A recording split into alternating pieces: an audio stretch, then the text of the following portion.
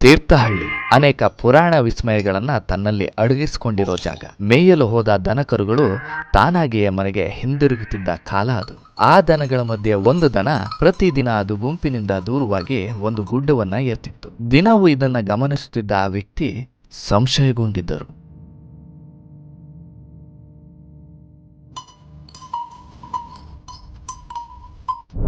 ಒಂದು ದಿನ ತನ್ನ ಒಡಲೊಳಗಿನ ಸಂಶಯವನ್ನ ಹಿಡಿದಿಟ್ಟುಕೊಳ್ಳಲಾರದೆ ಆ ದನವನ್ನ ಹಿಂಬಾಲಿಸಿದರು.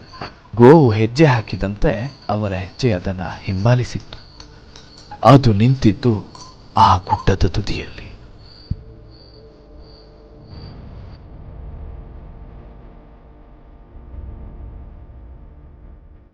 ಆ ದನ ಮತ್ತು ಆ ದಿವ್ಯ ದೃಶ್ಯ.